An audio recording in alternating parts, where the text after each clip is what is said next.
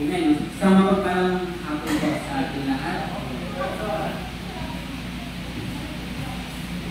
Usap po natin ang ating Bible sa Matthew chapter 9 verse 37. And let me read this verse. Matthew chapter 9 verse 37. Then saith he unto his disciples, the harvest truly is plenteous, but the laborers are few. Let's pray. Our heavenly gracious Father, we thank you for this afternoon, and I pray that you guide me, Lord, and marami po lang ang tulungan sa iyo. In this way we pray our Lord Savior. Amen. Sa Matthew chapter 9:37, then saith unto his disciple, the harvest is truly plenteous, but the laborers are few. The title of this message is about the title is The Harvest is Plentiful. In this chapter, makikita natin kung paano ang Panginoong Jesucristo pinagaling ang iba't ibang uri ng sakit, pagbuhay sa anak ng isang pinuno, at pagpapalayas ng lupa. Ilan lang ito sa mga milagro at kapangyarihang ipinamalas ng ating Panginoon.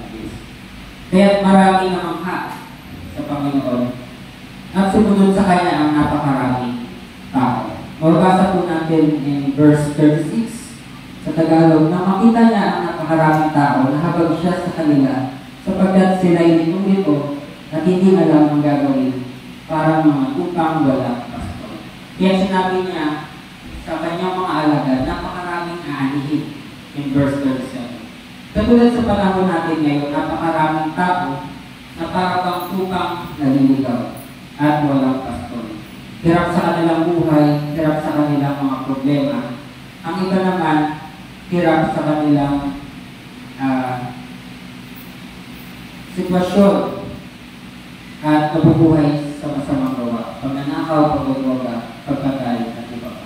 Ang iba naman ay hindi alam ang gagawin sa kanilang buhay. Pero isang bagay ang alam natin kailangan nila at walang iba kundi ang Panginoong Jesucristo at ang kanyang salita. Sinasabi din dito ng Panginoon, but the workers or but the laborers are few. Dahil kaunti pa lang sila ng mga panahon ngayon.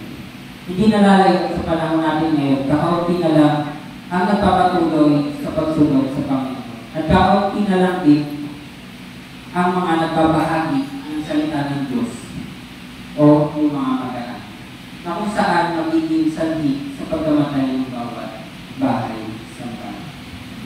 Pero paano natin magagawa ang iwasan ng bagay na ito? The harvest is truly plenteous. In verse 37, that's why we need first, let us unite sharing the word of God. Magtulungan tayo na ibahagi sa kanila ang mabuting balita sa paanong paraan. Makiisa tayo sa mga programa na dalayo sa pagbahagi ng Word of God. Gayun din sa iba pang mga gawain katulad ng soul winning, children ministry, discipleship, and saturation, at iba pang mga related sa pagbabahagi ng salita ng Diyos. The second is, let exhort one another, because the laborers are few, said in verse 37. Let us exhort one another. That's why we need to encourage one another. In what way? By showing them your love and care. Kung may pangangailangan sila, tulungan natin. By teaching them the word of God about the goodness of the Lord, sharing His word, and continuing serving in Him. And the last, let us pray each other. Let us pray to the Father. Ang mababasa po natin sa verse 38, pray ye therefore the Lord of the harvest, that He will send forth laborers into His harvest. Let us pray to the Father na marami pa magsuko ng kanilang buhay sa paglilingkod sa Panginoon. Ganun din sa mga tao na kasalumuhan natin sa pagbabahagi ng salita ng Diyos at pagbabahagi kay Kristo, na lumambot ang puso nila at may gamitin pa ang Panginoon para bahagian pa sila. Lagi natin ipanalangin ang bawat isa sapagkat kailangan natin magtulungan. Sa mga tuwid, huwag tayong mapagod magbahagi o mag-share ng salita ng Diyos dahil ang Diyos natin ay hindi napapagod sa atin. Dahil alam natin kailangan na nila ang Panginoon at kailangan natin ang Panginoon. Huwag natin hayaan na mamuhay na lang sila sa kanilang malingkuha. Sapagkat ang pagbabahagi ng salita ng Diyos ay makakatulong sa atin at ito ay responsibilidad natin mga mananampalataya. Kaya magkaisa tayo at magkaisa sa gawain. Yun lang. Amen. Amen. Hindi na kailangan ko sa langka. Pag-start na. Pinag mo pag-start. Pag-start mo.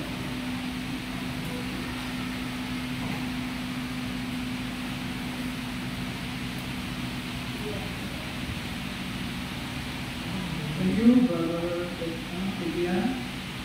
At tayo po ay buksan natin ang Philippians chapter 4, verse 19.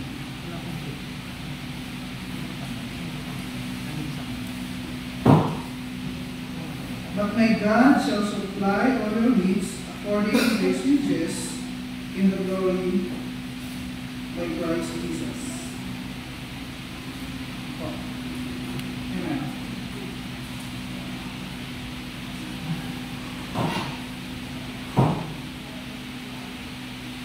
Ang pamagat po ng aking mensahe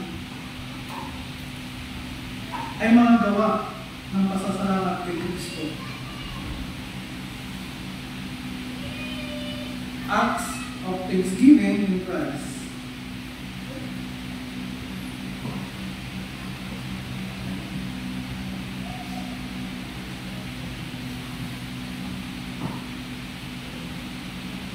Dito sa binasa po nating chapter, dito sa Philippians, dito makikita po natin, tinapos po ni Apostle Paul ang kanyang litan sa mga Pilipos sa pamamagitan ng pagpapahayag ng kanyang patutuo ng pasasalamat sa tulong na binibigay sa kanya.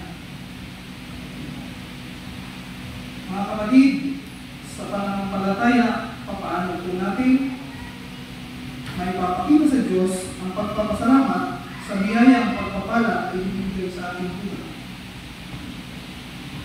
Dito sa buhay ng Apostle Paul, ito po yung liham na nais niyang ipaabot sa mga taga-Pilipos. Yung pasasalamat na maraming mga biyaya na meron ng mga kapatiran sa Pilipos na ipinagkakaloob po nila dito sa Apostle Paul. Araw-araw at anumang oras, humihiling po tayo sa Diyos ng madaing, hindi man tayo at hindi man tayo biniligo at minsan sa hindi inaasahan, hindi dumadating dahil hindi man ito kalooban ng Diyos. Kung magkaganon man, matuto pa rin po tayo magpasalamat. Dahilan para hindi tayo makalayo sa Kanya. Sabi nga sa 1 Thessalonians chapter 5, verse 18, in everything give thanks, for this is the will of God in Jesus Christ concerning you, in you. Dito sa Philippians chapter 4, makikita natin sa buhay po ni Apostle Paul kung papaano niya natatanggap ang pagpapala ng Diyos sa pamamagitan ng mga kapatiran sa Pilipos na ibinabalik nila sa Diyos bilang pasasalamat na biyayang tinatanggap nila na siya namang ibinabahagi ng mga kapatiran para sa pangangailangan material o pinansyal ni Pablo. Ito ang bunga ng pag-ibig at pagmamahal nila kay Kristo gaya ng pagmamahal ni Kristo sa mga tao. Sa John 3:16, sinasabi nga doon, yung pagmamahal ng Diyos. Ibibigay niya ang kanyang bugtong anak upang tayo tuloy ligtas. Ayon lamang sa pagmamahal ng Diyos, ay gayon lamang ang pagmamahal ng Diyos sa sanglibutan, nagsakripisyo ang anak, alang-alang sa sangkatauhan. Ang pasasalamat na ipinapahayag ng Apostol Pablo ay ang pagsasakripisyo sa pagbibigayan, the sacrifice of giving. At ito yung mga mga gawa ng pasasalamat sa Diyos na nakay Kristo. Una, ang pagbabahagi ng mga taga-Pilipos, meaning the sharing of the Philippians. Makikita po natin yan sa Philippians chapter 4, verse 15 and 16. Sinasabi po dyan sa 15 and 16, let us therefore, as many as ye perfect.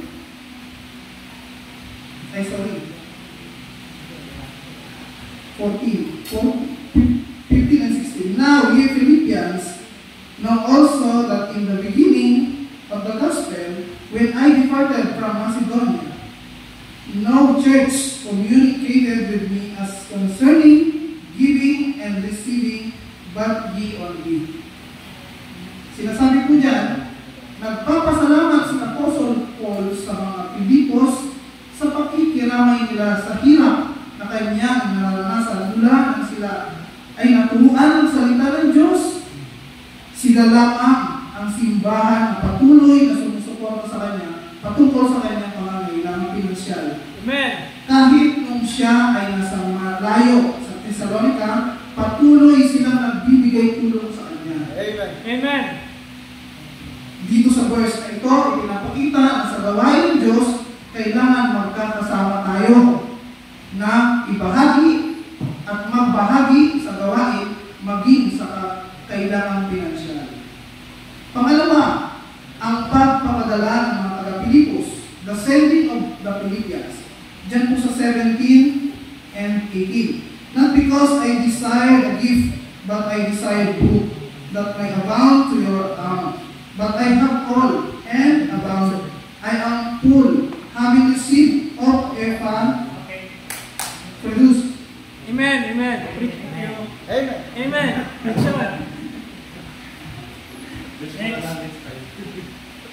Hindi mo kami tinitignan. Hindi na mo kami sumisaya. 5 minutes na. Ayaw kami tignan. Sa ibang church, hindi tayo titigilan. Pero dapat tandaan natin ito, maging conscious tayo sa time natin. Okay?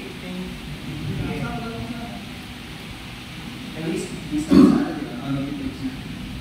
start. Let's open our Bible in Matthew chapter 14, verse 29. Sabi po diyan, and he said, come, and when Peter was come down of the ship, he walked in the water to go to Jesus. Tayo manalangin. Panginoon Diyos, manatangila, tapat, maraming salamat, Panginoon, sa pagbasa ng iyong salita. Kayo, Panginoon, ng manguna. At ito po ang samang dalangin sa matamis na pangalan ni Jesus, na aming Diyos sa kapagligtas. Amen. Maraming mga kapatid, hindi na po bago ang istorya nito na mababasa po natin sa banal na kasulatan, pwedeng napanood nyo na po ito sa isang pelikula. Gusto ko pong simulan itong mensahe nito sa isang tanong, hanggang kailan mo kayang magtiwala sa Panginoon? Magsimula po tayo sa kwento matapos pong manalangin ng Panginoong Hesus sa bundok. Makikita po natin sa Matthew chapter 14, verse 23, na mag-isa po siyang nanalangin at mababasa rin po natin na malakas po yung hangin sa dagat at hindi po maganda yung klima po mga kapatid doon sa pwesto kung nasaan po yung mga lingkod ng Diyos.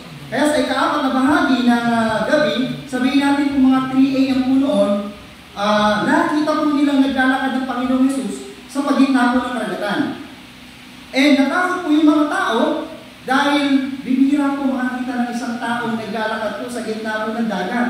Ang isip po nila, akala po nila ito isang multo, isang espiritu na hindi pangkaraniwang makatagpuan ng mga tao. Nagsalita po si Pedro, mga kapatid, na kung totoo ba, ito ba yung Panginoong Hesus? Na sabi, hayaan niyang palapitin siya nito sa kanya. Maybe, Peter felt na nag-doubt siya kung ito bang taong ito ang Panginoong Hesus ba talaga. Kaya sabi niya, kung totoo ito ang Panginoon, palapitin mo ko sa iyo. At sumagot naman po ang Panginoong Hesus. Sabi po ng Panginoon, lumapit ka, at si Pedro nga po ay naglakad papunta sa pwesto po ng Panginoon na matatagpuan po natin sa Matthew chapter 14, verse 29. Ngunit kung humampas po mga kapatid yung napakalakas na hangin, natakot po si Pedro. At nagsimula pong lumubog sa tubig itong si Pedro, dahil natakot ito at sumigaw sa Panginoon upang iligtas siya. Kaya madali ay inabot po ng Panginoon ang kamay po ni Pedro kung siya po yung lulubog, mga kapatid. O ikaw, nakakaunti ang pananampalataya, bakit ka nagkanilangan? Ito po yung tugon ng Panginoon. Tumila na nga ang palakas na hangin at sila po ay nakabalik sa bangka at sinamba ng mga nasa bangka ang Panginoong Hesus at nagsabing siya nga ang tunay na anak ng Diyos. Ang kwento pong ito ay nagtuturo sa atin, mga kapatid, na tulad ni Pedro, meron pong kaginaginalas o pinamalas na pananampalatayang itong si Pedro compared to other member o yung ibang lingkod ng Diyos. Nabanggit ng marami po, nabanggit po sa kasulatan na marami po silang nasa sasakyan. Pero siya lamang po ang nag-stand out at nagpag-usap sa Panginoon. Hiniling na siya makalakad sa Kanya at sa kapangyarihan po ng Panginoon siya po ay nakalakad sa tubig. Pangalawa, sa paglubog po ni Pedro, may mensahe po sa atin. Bagamat nagpakita si Pedro ng isang matinding pananampalataya, ngunit hindi po tayo ligtas na makaranas po ng mga matitinding dilubyo o pagsubok sa buhay. Kaya tulad ni Pedro, nung siya po hinangin, natakot po siya. Siya po ay lumubog. Siya po ay natakot. At bilang napawi ang kanyang pananampalataya sa Panginoon. Kung gano'n kataas ang pananampalataya niya sa ilalapit sa Panginoon, gano'n din nawala.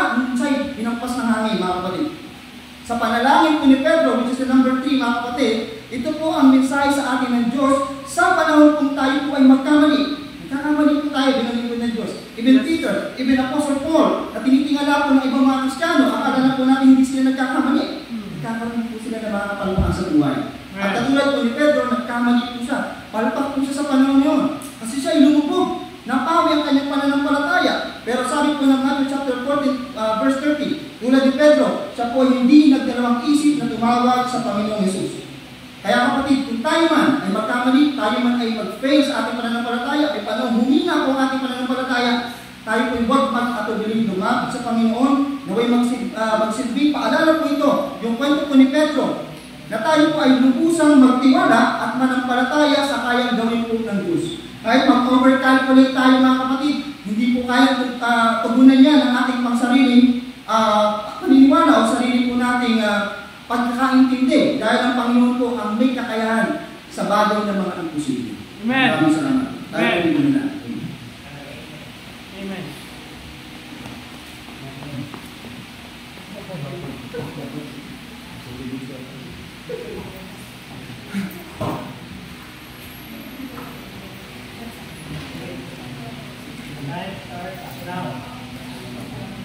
Basahin po natin ang ating mga Biblia sa Matthew chapter 24, verses 37 to 39. Sabi dyan is, "But as the days of Noah were, so shall also coming of the Son of Man be. For as in the days that were before the flood, they were eating, drinking, marrying, giving, marriage, till the day of Noah and the Noah." And the preaching is about the day of the Lord is the day like the day of Noah. Why would the day of the Lord is like the day of Noah? The first thing is because of the people. Now people nowadays are too blinded about temporal loss. Masyado tayong nagmamadali na magkajowa, magpakasal, without really understanding the meaning of it. We are engulfed on worldly pleasure, drinking, and etc. And as verse 38 says, as in the days before the Lord, people were eating and drinking, marrying and giving unto marriage. And I want to highlight the timeline that this happened. Sabi dyan, before the flood. So notice, saying people are marrying and giving unto marriage. Yung tipong gusto mo na rin magkajowa kasi nakita mo lang sa iba, magpakasal din kasi marami ng answer. So, ba't wala ka pang jowa? Wala ka pang asawa. So, naglalala. So, my brethren, ayun yung nagiging mindset ng karamihan ng kabataan ngayon. Hindi naman ako nagpapaka-bitter, magkajowa, magkasawa, because I highly suggest marriage for you to avoid sinning, especially fornication. My point is, all of young people think it's as their priority over else. Everything else that weaken their faith or send focus away from God is considered idolatry. Marriage is not just instant na papakasalin mo lang yung tao kasi gusto mo. Maraming preparation yun. You need to be spiritually prepared, physically, mentally, emotionally, and financially. Get sa lahat yun, spiritually prepared. This verse, I had reported that first people, kasi sa ganun nagiging focus ng tao ngayon. Temporal na bagay lang yung nagiging focus nila sa Panginoon. This pandemic is, and what are the things happening on this world right now is a clear message from God that we should rely on Him, pero matigas talaga yung ulo ng tao. They are relying on the works of men rather than on the mightiness of God. Second point, kung bakit nagkakatulad yung panahon ni Noah sa pagdating ng ating Panginoon. The flood is a foreshadow of tribulation. All person na hindi naniniwala kay Noah, ayun, namatay silang lahat. And while they're building the ark, pinagtatawanan siya ng mga tao. Nangarap si Noah, nawawalang bala ng iba. Wala ba kayong napapansin na ganun yung nangyayari sa atin ngayon? We are called to preach the Word of God. Somehow people are laughing. They still deny that only Jesus saved their lives. They are so comforted sa mga tempon na kasiyahan and offer ng mundo ito. And nagwakalang bahala na sila. So nakakalungkot isipin ang mangyayari sa mga taong ayaw makinig sa katulad ng panahon na nilipon ng ating Panginoon ang mga tao sa pamamagitan ng lahat.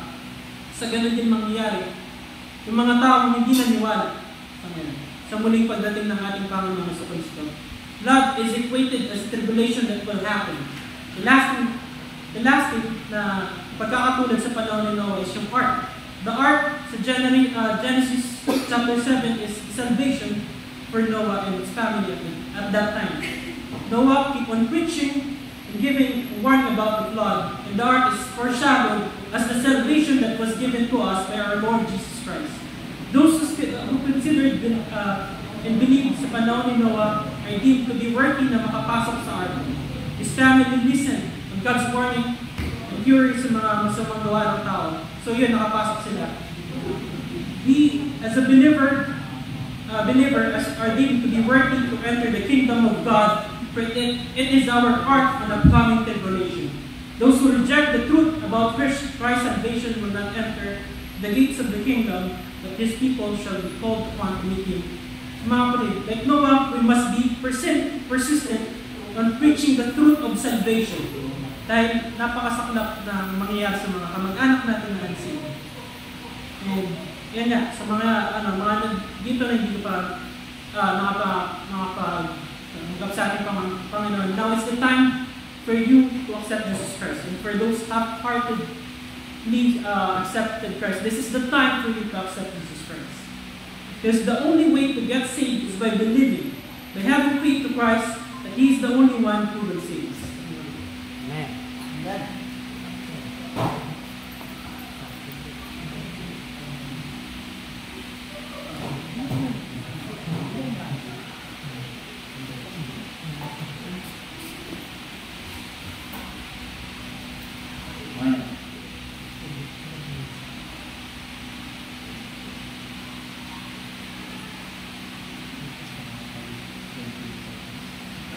Matthew 14, verse 28 to 30. Ako na lang pumunta. And Peter answered him and said, Lord, if it be thou, bid me to come unto thee on the water. And he said, Come. And Peter come down out of the ship. He walked on the water to go to Jesus. But when he saw the wind boisterous, he was afraid and beginning to sink. He cried, saying, Lord, save me. Let's pray. Father God in heaven, maraming salamat po sa opportunity na pinangalan mo sa akin na magpapagod ko ng isang at isa. Dalangin ko ako, Panginoon, at mga isang po sa ito po at sa mga makakapakinig. Dalangin ko ako na maraming po salamat po. Ang aking samang dalangin sa Panginoon Jesus. So, alam naman natin yung kwento, kagaya ng nung sinabi ng preacher na ito yung kung saan inabutan yung mga disciples sa laot. Inabutan sila ng bagyo na kung saan sa gitna ng kanilang pagpapanig, may nakita silang naglalakad sa tubig. Which is, nung sabi nga sa mga naunang verses, napagkamali nila kung ghost o spirito. At nung nakita na yung Pedro na naglalakad yung tao yun, nagano siya na, nagsabi si Jesus na huwag silang mangamba. Tapos si Pedro, nagpakita siya ng kanyang matinding pananampalataya sa willing siyang lumakad kung nasaan si Lord. So, sa aking ipipreach ngayon, ang title po nito is How to pag-follow Jesus at may tatlo po tayong pag-aaralan ngayon. Ngayon, ang unang-una po is, following Jesus requires great faith. Sa verse 28 and 29, hindi man sigurado si Pedro kung talagang si Jesus ang nasa tubig, nagawa na pa din lumusong at maglakad sa tubig. Ito ay nagpapakita ng pananampalataya ni Pedro kay Jesus. Kasi nga, nung sa verse 28, may pagdududa pa siya dahil sinabi niya na, kung ikaw nga ay paririyanin mo ko. Pero dahil sa pananampalataya ni Pedro kay Jesus, nagawa niya lumakad sa tubig. Pero likas sa ating mga tao na hindi talaga hindi mabilis maniwala o mahirap maniwala. For example na lang, si Pastor Bong, pinag-drive ka kahit alam mo hindi mo kayang mag-drive sa sarili mo. Siyempre, hindi mo gagawin kasi alam mo hindi mo kaya. Pero si Pedro, alam niya na kahit na hindi niya kayang lumakad sa tubig. Dahil naniwala siya na i-gagrant ni Lord yung niya na lumakad papunta sa kanya is nagawa niya pa rin. Number 2 is focus on Jesus alone. Sa verse 30, nabaling yung atensyon ni Pedro sa malakas na hangin at alon na kung saan nakaramdam siya ng takot na naging dahilan ng unti-unti ng paglubog. Minsan sa ating buhay na din natin ito lalo na yung sa mga pag tayo ay may problema na imbis na tayo ay gumagawa na dapat pinag-pray natin kay Lord, gumagawa tayo ng sarili natin paraan. And lastly is seek help from God in every situation. Sa verse 21, si Pedro ay lumulubog na sa tubig. Siya ay umiyak sa Panginoon at humingi ng tulong. At agad naman na iniunat ni Lord ang kanyang kamay upang sagitin si Pedro. Dito naman, si Lord is willing na tayo tulungan sa anumang sitwasyon natin kinaharap sa ating buhay.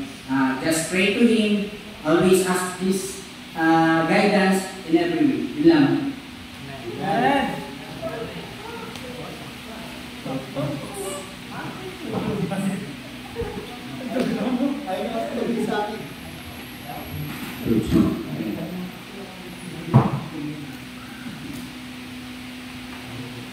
Tayo po ay anak po tayo ni Kristo. Tayo po mga Kristiyano, taga-sundo po tayo ni Kristo. Meron po tayong old nature at meron po tayong new nature.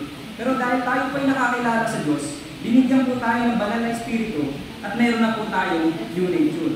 Minsan po sa buhay natin, tayo po ay nakakaranas na matinding tukso, matinding pagsubok sa ating buhay. Mismong si Jesus, tinukso ni Satan, di ba? Naranasan niyo po yun. Pero tayo po, kapag dumating po tayo sa punto ng buhay na puro pagsubok, puno ng kapagatian, ang liwanag pa ba natin ay nagliliwanag? Ngayon, kapag nasa labas ka, tayo ba ay nakikita ba sa bahay na sa bahay, nakikita po ba si Kristo sa atin kapag nasa labas ka? Ngayon, nagtatanong ka sa sarili mo, o nakikita ba si Kristo sa ating buhay? Sa simpleng bagay, ginagawa natin sa Diyos, kamusta na kaya? Kung sa ating Bible reading, breakdown na po ba tayo sa panalangin? Naglat na po ba ang ating spiritual life? Kaya po ang ating pag-aaralan ay walang ibang matatagpuan po sa Matthew 5:16. Aking mong babasahin at sundan ko lang yung mata. Let your light so shine before men that you may see your good works and glorify your Father which is in heaven. Ang title po ng aming mensahe ay Shine for Christ. Shine for Christ. Nagdidilim ang kasalanan po sa buhay ng tao. Mga hindi nagbibigay liwanag. Ano po ba yung mga nagpapadilim? Napakarami. Pagnanakaw, addiction gaming, katamaran, etc. Sugal. Pinanalo ka sa sugal, tapos sinabi mo, thank you Lord. Diba? Ang ilaw po ay lakas. Ang ilaw po ay gabay. Ang ilaw po ay buhay. At si Kristo po ang katotohanan.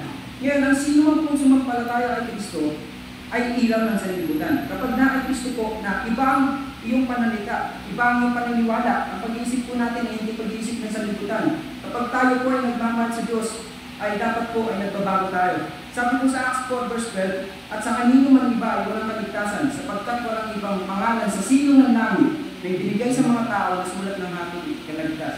Ngayon po, ang ating number 2, ang ating liwanag ay dapat po nakikita sa sanlibutan. Dapat ang liwanag po natin ay mga Kristiyano, dapat po ay nagliliwanag. Sumunod po sa salita ng Diyos. Ang sabi po sa Joshua 1:8, kung ating kung babasahin yun, ngunit kami abisado na po natin, in-memory verse pa natin, pero wala po tayong advice. Ano nga po ba yung advice? Read, believe, apply, and share. Saan? Sa family, sa church, sa community, at sa Mahalaga po na nakikita po ang ating ilaw. Nakikita po, kapag ang sabi po sa Bible na si Jesus po nagsasalita, na kapag yung ilaw mo nilagay mo sa ilalim, ay hindi po yung magliliwanag. Kaya po tayo po ay binigyan liwanag. Si Jesus po ang liwanag at tayo po ang ginawang liwanag para magliwanag po sa iba. Ngayon po ay namumuhay po dapat tayo na may kabanalan. Mahalin po natin ang ating kapwa at ang bawat isa. At ang pangatlo, last, magpakatotoo po tayo bilang anak ng Diyos at magpakatotoo bilang anak ng Diyos. Testimony. Ano po ba yung mga pagpapatotoo? Kung yung sa bahay-sambahan ka, iba ka dito. Pero pag nasa ang sakit nun. Medyo, ang masakit pa nun, yung unbeliever pa mismo nagsasabi sa atin, na naka-open tayo, nare-review tayo, mas masakit yun. Ngayon po, minsan masaya, minsan hindi.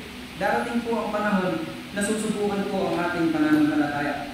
Ang buhay po ng nananampalataya ay puno ng pagsubok. Kaya nga po, we must carry the light for the glory of the Lord. Thank you. Amen.